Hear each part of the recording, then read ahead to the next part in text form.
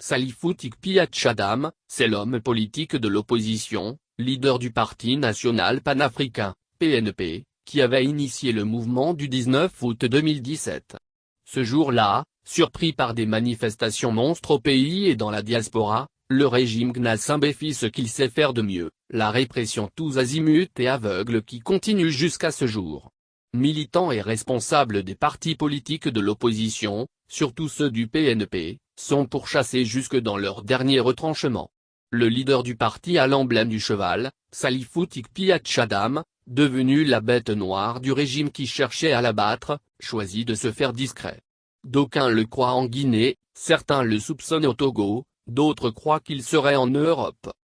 Mais pour un combattant comme lui contre l'une des rares dernières terribles dictatures au monde, ce qui compte n'est pas tellement le lieu de résidence. La santé et la sécurité ne sont-elles pas plus importantes pour qu'il puisse continuer la lutte, peu importe le lieu où il se trouve? Et pour donner un signe de vie après tant de silence qui fut synonyme de tant de spéculation, le natif de Kparato rompt le silence à l'occasion de l'an 4 du soulèvement du 19 août 2017, et pour montrer qu'un révolutionnaire, un combattant ne dépose jamais les armes tant que la dictature qu'il combat, même agonisante, n'est pas encore définitivement tombée. Toute l'histoire du Togo est une histoire de lutte. C'est par ce constat que le leader du PNP commence son adresse aux combattants togolais de la liberté.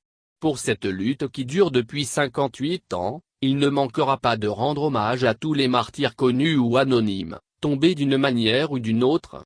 Aux détenus politiques, aux Togolaises et Togolais de la diaspora qu'il désigne par la grande prison à ciel ouvert qui continue la lutte pour la libération du Togo, il exprime son admiration et n'oublie pas de leur rendre hommage. Pour Salifou Tikpi-Tchadam, tout le mérite et tout l'honneur reviennent au peuple togolais dans son ensemble qui, malgré une dictature féroce soutenue par une armée de répression, a su rester debout et dont le cœur bat toujours pour la liberté.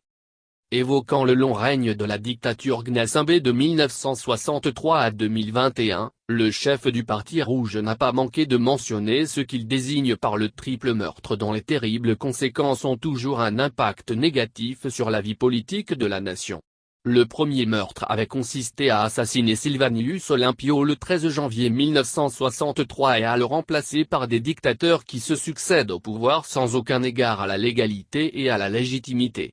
Le deuxième meurtre, selon Salifou Tikpi-Tchadam, avait concerné l'assassinat du constitutionnalisme remplacé par une constitution personnelle, et l'élection qui fut victime du troisième meurtre, fut remplacée par un rituel périodique de mise en œuvre de la dictature. D'après l'orateur, ces trois meurtres sonnèrent le glas de notre souveraineté et de la démocratie. Après les malheureuses expériences électorales de 1993 à 2010 où les scrutins n'étaient que des formalités pour le dictateur, le Togolais ne serait plus d'accord qu'on lui parle d'élections jusqu'au jour où il reprendra sa souveraineté pour enfin décider en toute liberté. Dans le cas du Togo, le fait même de parler d'élections constitue une tentative de dédouanement, de légalisation, de légitimation et d'humanisation de la dictature. Selon toujours l'orateur, en dehors du triple meurtre, il y a aussi le système de contribution, de collaboration et de participation, CCP, qui apporte du flou dans les positions des différentes formations politiques et retarde la lutte. Le président du PNP fustige les leaders des partis politiques de l'opposition adeptes de ce système CCP qui seraient les sauveurs du dictateur en difficulté en lui apportant chaque fois la barque de sauvetage devant la rivière en crue. Ceux qui participent à ce système ne sont pas victimes d'une erreur politique car, la même erreur répétée cesse d'être une erreur pour devenir un choix, faisant le parallèle entre la lutte pour les indépendances vers la fin des années 50 et la lutte contre la dictature et pour la démocratie en 2021, l'homme politique trouve que le même clivage entre nationalistes qui voulaient l'indépendance totale, tout de suite et maintenant, et les progressistes qui voulaient une indépendance progressive, est aujourd'hui constaté dans le comportement de certains de nos opposants. Liberté et souveraineté ici et maintenant ou liberté et souveraineté progressive?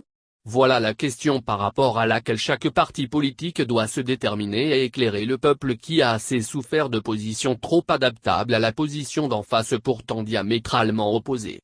Le système CCP, contribution, collaboration et participation, qui revient comme un refrain dans le discours, crée un flou savamment entretenu, embrouille les positions au point où nous avons été amenés à affirmer qu'au Togo, l'on passe du parti au pouvoir à l'opposition, exactement comme d'un État de l'Union européenne à un autre.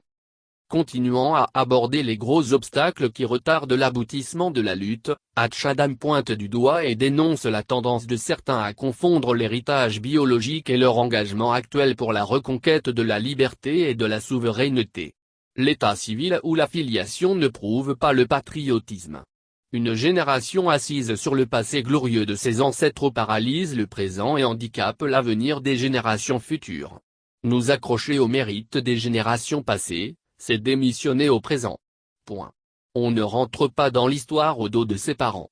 Il a tenu à rappeler ce à quoi peut nous conduire l'approche familiale des questions d'État en donnant l'exemple de l'accord stérile entre l'Union des forces du changement, UFC, de Gilles Christ Olympio, fils de Sylvanus Olympio et le Rassemblement du peuple togolais, RPT, de Gnassingbé Faure, fils de Gnassingbé et Yadema. Le type de changement que nous voulons pour notre pays, selon le patron du PNP, n'est pas seulement un changement d'homme, il ne s'agirait pas non plus de querelles de personnes ou de familles. Il s'agirait d'un changement de système et d'une refondation du Togo, afin de le positionner pour la construction d'un État fédéral africain. Refonder le Togo exige la reconnexion à la minute avant l'assassinat de Sylvanus Olympio. Pour cette phase ultime de la lutte, le responsable de la formation politique à l'emblème du cheval a tenu à rappeler l'importance du positionnement politique de chaque Togolais et chaque Togolaise. Le partisan doit exiger la clarté dans le positionnement de son parti politique d'appartenance. Poursuivant son allocution, il a expliqué les deux types de violences entre lesquelles le Togo est pris, une violence militaire, parce que nous vivons sous une dictature militaire et une violence politique portée par le système CCP qui, selon ses termes, serait plus dangereux que l'armée. Un système très dangereux que le citoyen togolais ne devrait pas tolérer si nous ne voulons pas de la monarchie des Gnassingbé.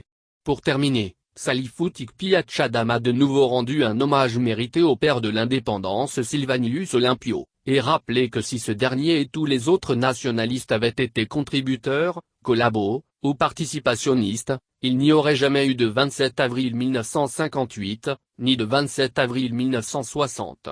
Malgré la crise du Covid-19 derrière lequel le régime moribond se cache, comme le djihadisme et le terrorisme imaginaire qu'il prend comme prétexte pour continuer à persécuter les Togolais, Salifou Tikpi Hatchadam estime que les manifestations gigantesques pacifiques dans tout le pays et dans toute la diaspora sont la seule arme fatale qui pourrait venir à bout de ce régime liberticide qui donne des signes de fébrilité malgré les apparences. Il n'avait pas manqué d'insister sur le caractère pacifique de la lutte. Nombre, pacifisme sont les seuls mots qui font trembler le régime agonisant. Après avoir terrassé ce régime aux abois qui n'attend que le coup de grâce, le président du Parti national panafricain, PNP, propose la mise sur pied d'une transition sans Faure Gnassingbé pour apporter les changements et faire les réformes nécessaires avant l'organisation des élections libres et transparentes où le citoyen pourrait librement choisir ses dirigeants.